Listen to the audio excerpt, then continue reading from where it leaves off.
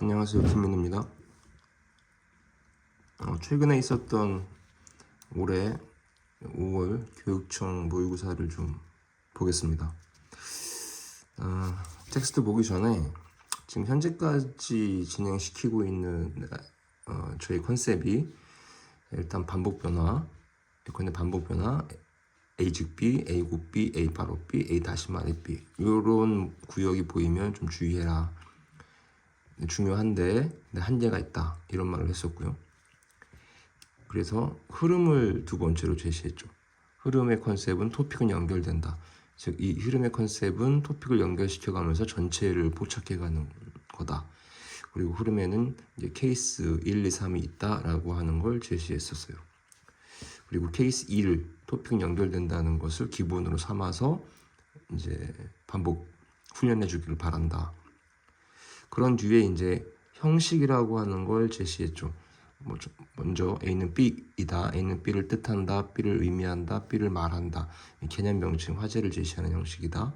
어떤 종류의 텍스트건 이제 개념을 세팅하지 않고 진행되는 텍스트는 없다고 해도 과언이 아니다. 자, 그런 다음에 비교대조. 말하고자 하는 거 두 마리 이상을 제시할 경우 주의해라. 그 다음에 어떤 말하고자 하는 말을 구체화시키기 위한 형식이다. 자, 그런 다음에 원인 없는 결과 없다는 것처럼 인과 형식을 제시했었고, 이럴 때는 최종인과 구역에 주의해봐라. 그리고 최근에 이제 제시하고 있었던 내용이 바로 의도, 목적, 수단, 방법이었습니다. 의도, 목적, 수단, 방법. 어떤 종류의 텍스트건 그 텍스트에서 어필하려고 하는 의도와 목적이 있다. 그럼 그 의도와 목적에 맞는 수단과 방법이 동시에 제공되는 게 일반적이기 때문에 이제 묶어서 제시한 거죠. 그리고 이런 형식들은 이제 부분, 디테일을 좀 포착하기 위한 거라고 말한 적이 있습니다. 이걸 중심으로 이제 5월 교육청 걸 좀 보려고 하는데, 첫 번째 1, 2, 3번 텍스트의 세트는 최근 제시하고 있는 의도, 목적, 수단, 방법과 흐름을 적용시키면 무난했었을 것으로 보여요.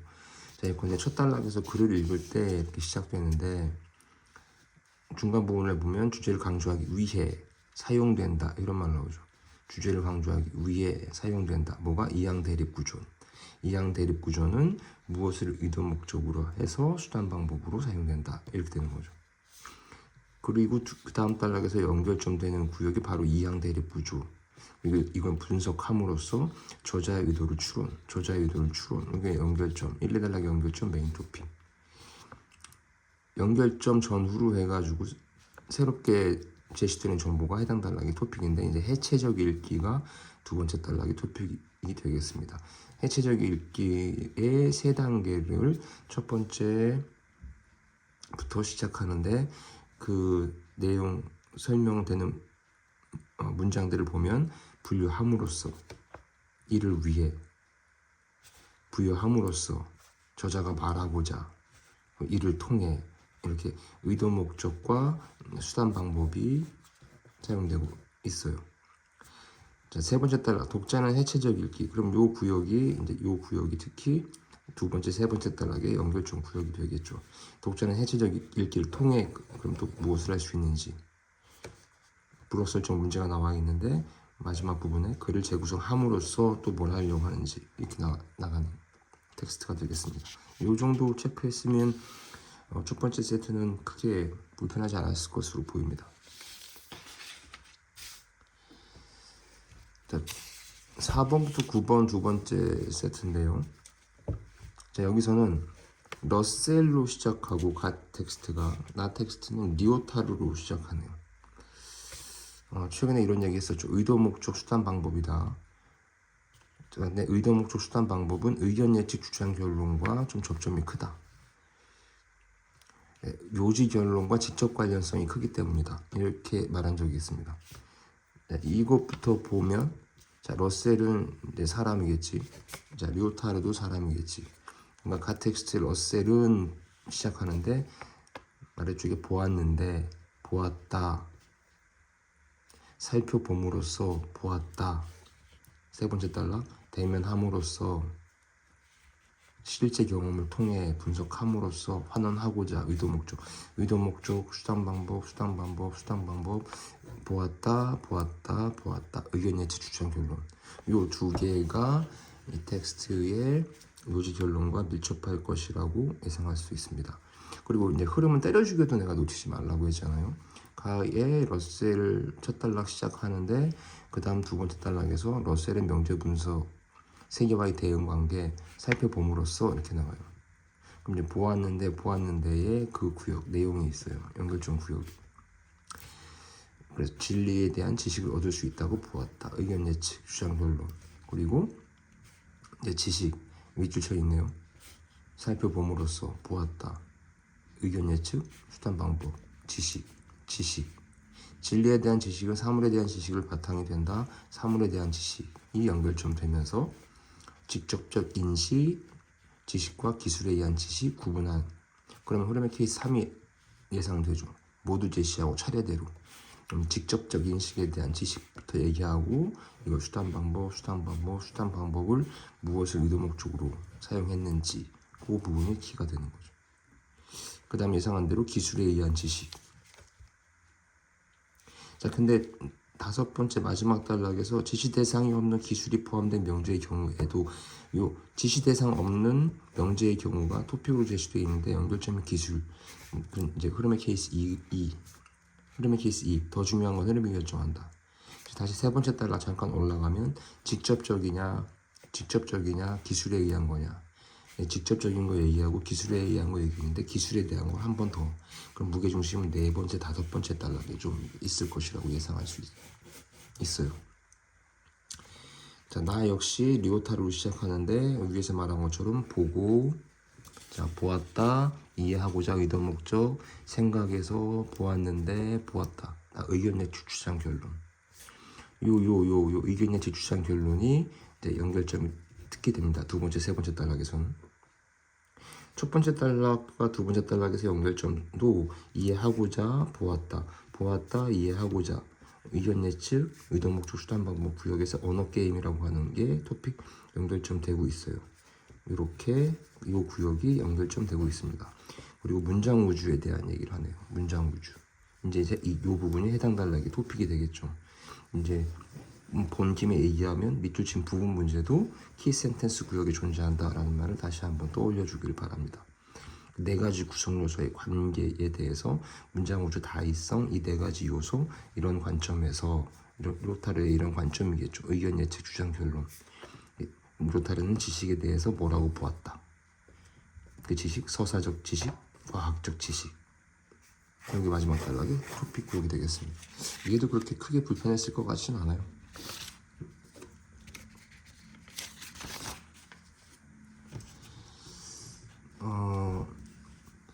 참고로 얘기하면 EBS에서 예측하고 있는 걸 보니까 이번 5월 교육청은 뭐 어렵진 않았던 것 같아요.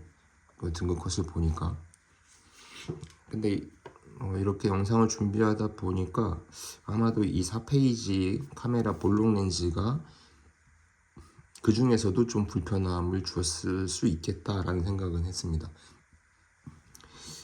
이걸 보는 분들은 여기에서 뭐 하나를 틀렸건 뭐 두 개를 틀렸건 뭐 다 맞았건 상관없이 이 텍스트의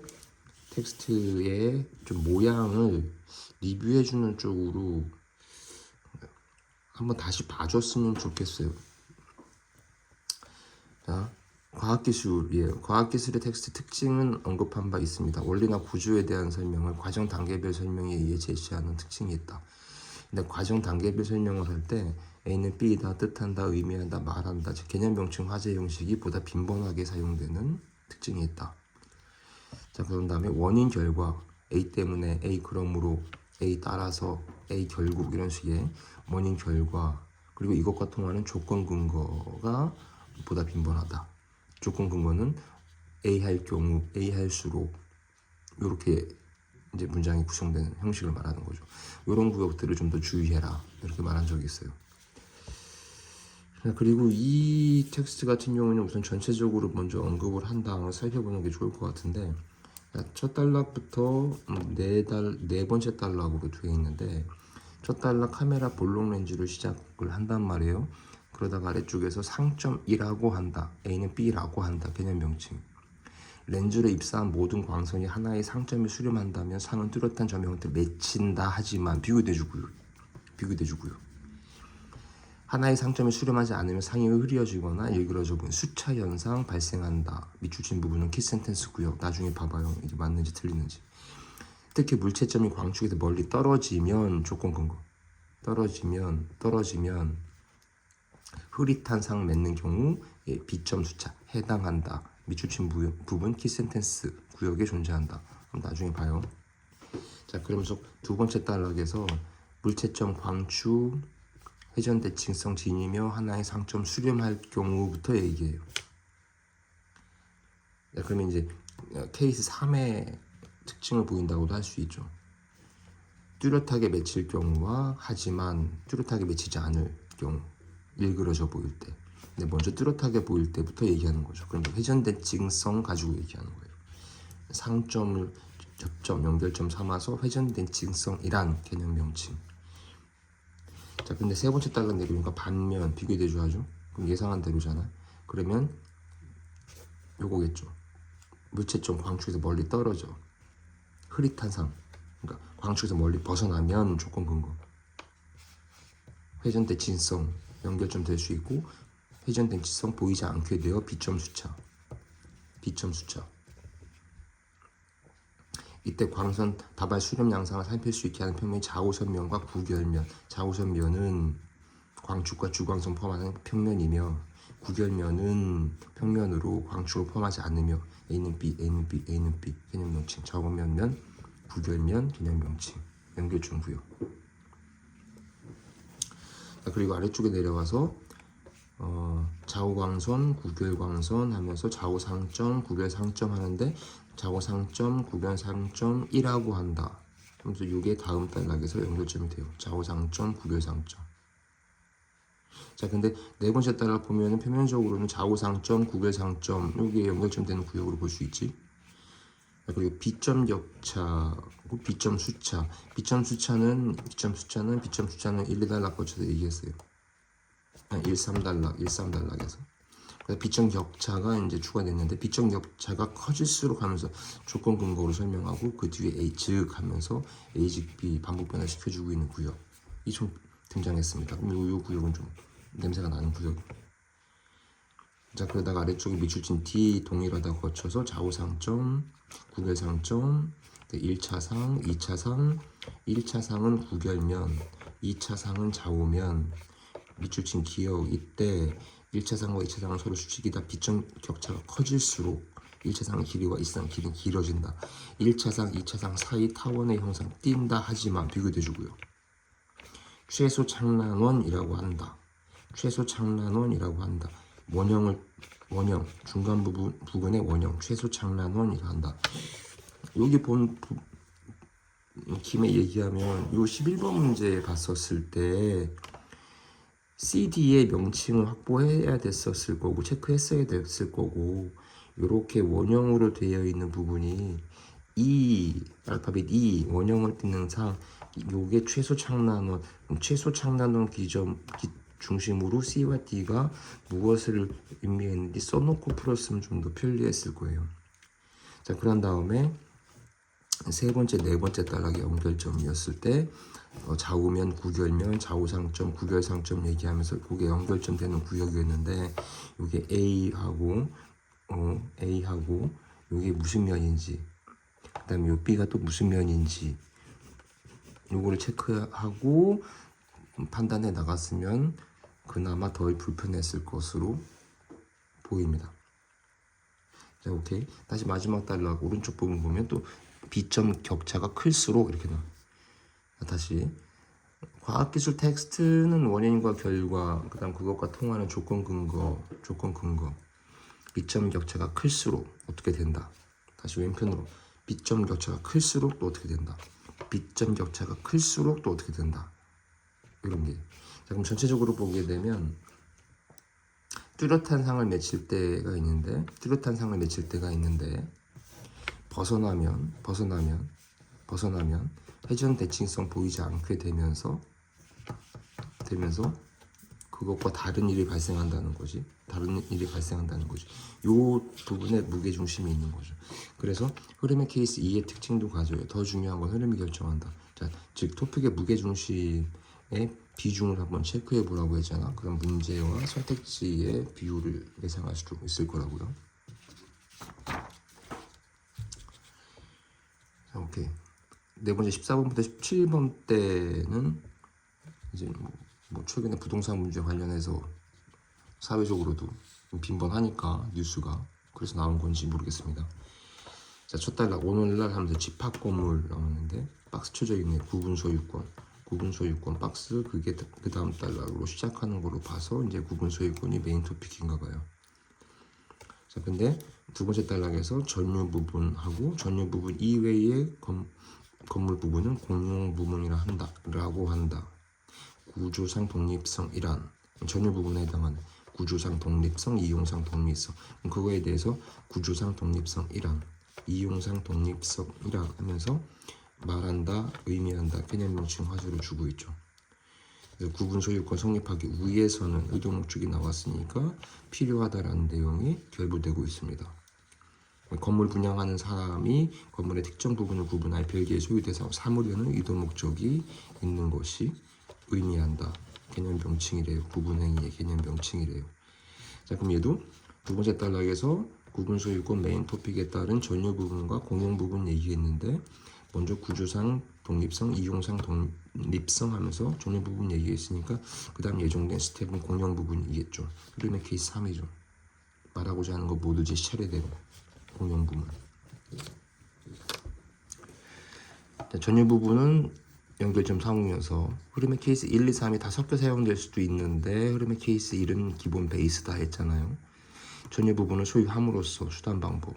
전유 부분이 될 수 있는 공간도 규약을 통해 수단 방법. 구분 소유권 했었을 때 여기서 하나 주의해야 될 거는 이제 흐름의 케이스 3이잖아.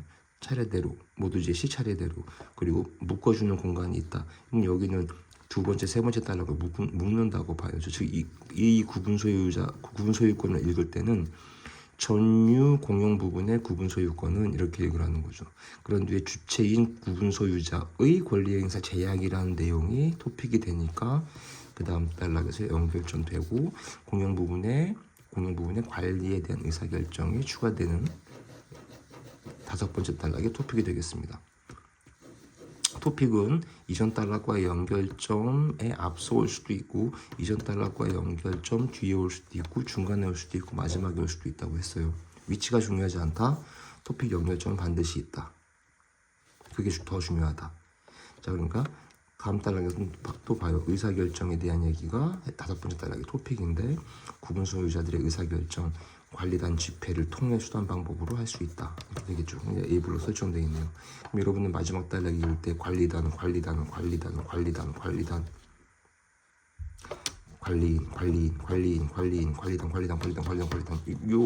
여기에 집중하면서 의사결정 문제의 마지막 단락이 토픽에 집중하면 그렇게 불편하지 않았을 것으로 보입니다. 네, 오늘 5월 교육청 독서는 여기까지 보겠습니다. 고맙습니다.